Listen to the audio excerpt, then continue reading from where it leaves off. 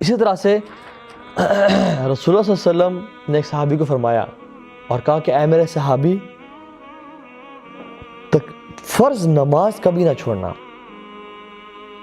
فرض نماز کبھی نہ چھوڑنا، ان قتلتا او غرقتا، چاہے تجھے کاٹ دیا جائے، قتل کر دیا جائے یا تجھے جلا دیا جائے، تو فرض نماز کبھی نہ چھوڑنا۔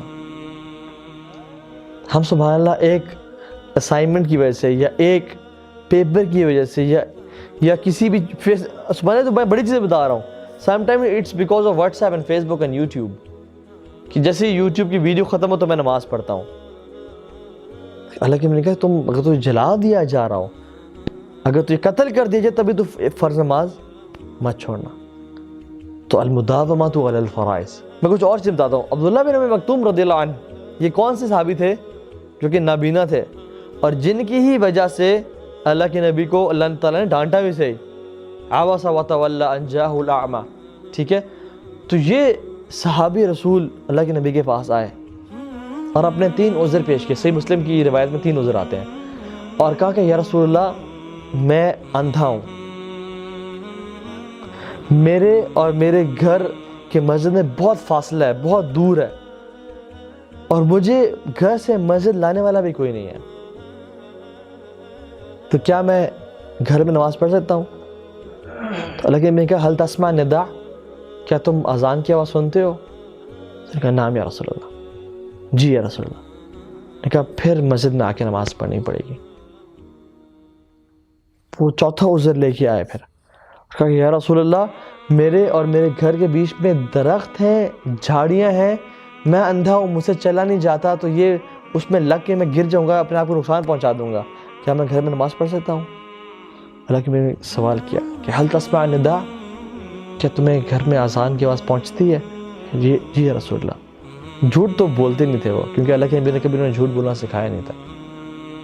تو انہوں نے کہا جی یا رسول اللہ۔ انہوں نے کہا پھر مسجد میں آ کے نماز پڑھنی پڑے گی، تمہارے لیے اس میں اجازت نہیں ہے۔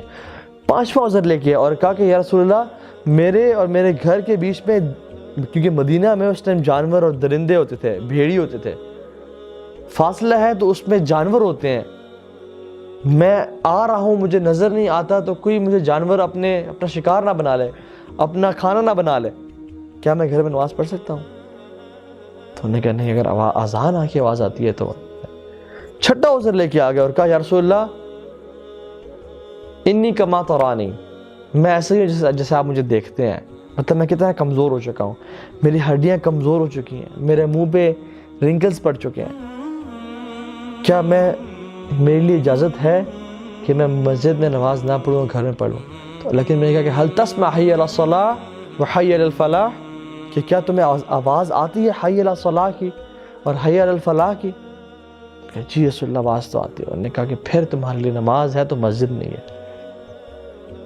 اور سبحان اللہ ہم لوگ کانٹا چبھ جائے تو مسجد نماز پڑھنے نہیں جاتے ہیں، کتنا چلو آج گھر میں ہی پڑھ لیتے ہیں، چھینک آ جائے تو آج طبیعت تھوڑی سی خراب لگ رہی ہے، آج مسجد نہیں جاتے ہیں۔ مجھے اب یہ بتائیں کہ 6 عذر، نابینا ہے، گھر مسجد سے بہت دور ہے، کوئی لانے والا نہیں ہے، بیچ میں درخت اور جھاڑیاں ہیں، جانور ہیں، بھیڑیے ہیں جو کھانے والے، اور خود اتنے کمزور کہ ہڈیاں کمزور ہو چکی ہیں، یہ 6 عذر، کہ پھر بھی ان کو اللہ کے نبی نے جو رحمت للعالمین ہے اجازت نہیں دی، کیونکہ نماز کا معاملہ بہت سنگین ہے۔